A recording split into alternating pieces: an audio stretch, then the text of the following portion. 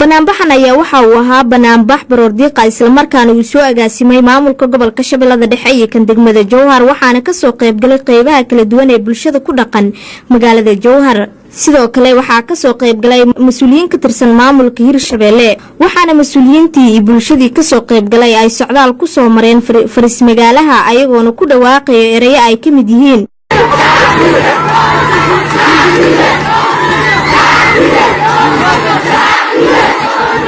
inta kadib waxaa saxaafadda la hadlay mas'uuliyiintii ka soo qayb gashay banaanbaxan baroordiiqa ah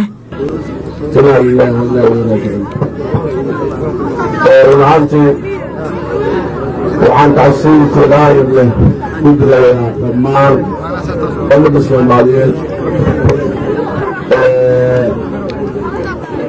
xasuuqay loo geystay ummadda Soomaaliyeed ciddii u geysatay ama ciddii ka dambaysay ilaahay waxaan ka baryaa in aakhirada adduunyo cadaab adag uu geliyo dadka walaalaheen inaan moodaas la qaybsano ninkii dhintayna Allah u naxariisto ninkii dhaawacmay Allah nooga dhayo waa arrin xanuun leh Soomaalidu waxay tiri geeridii gabdhaha laga soo gabdhaha ka day waxaan rabnaa Soomaaliya ugu baaqaa dhalinyarada haweenka odayaasha nin walba waa inuu askari noqdaa waa nin walba waa inuu askari noqdaa dhammaan muslimiin meel walba joogaan waxaan kaga taasiinaa geeridiina arrinta ay ku baaba'een dad badan oo aan wax galabsan maanta waxaa meeshan isugu yimid inaan soo bandhigno shucuurteena wilaayadeyna inaan dadkaas u duceyno intii dhimatay ilaaha u naxariisto intii dhaawacna ilaaha caafiyo hantidii burburtin waxaan leenahay ilaahay si degdeg ha u soo celiyo waxaan maanta isugu soo baxnay mas-uuliyiin iyo shicib iyo dhammaan saxaafad iyo ciidan iyo ganacsata iyo odayaal mas-uule iyo haween haddii aan leenahay waxaan isugu soo baxnay dhibaatadii ka dhacday isgoyska soo dal waa musiibo ummadda Soomaaliyeed ku habsatay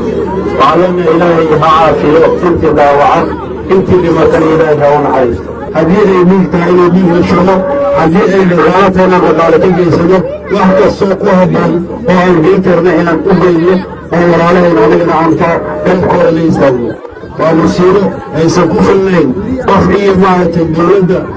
Soomaaliyeed wax ka taweynayaa meesha ka dhacay waxaan anaga diyaar leenahay gobolka Shabeellaha Dhexe maamulkiisa haddaan nahay lacag $5,000 inaan maaragtaa ku deeqno dadkaas dhibaatada ay ka soo gaarto meesha maanta ay walaalaheed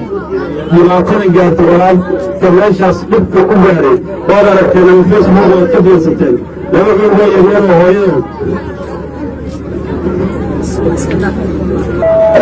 waxaan rabnaa waxaad arkayseen hadda gudoomiye hadalkiisa u dhammaynaya fiiqaayo dadka iyo dhibaatada jirto waxaana waan ka rabaa inaan ka qayb qaadano gurmadkaas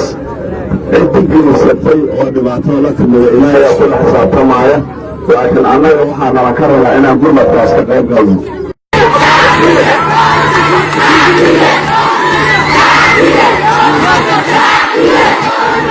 14 bisha Oktoobar maalin Sabti ayay ahayd markii ugu horeysay ee dhacdo xanuun badan ay ka dhacdo isgooska Soobe isla markaana ay ku laadaan dad maata ahi ee aan waxba galabsan Safiya Ismaan Cabdulle Puntland TV Jowhar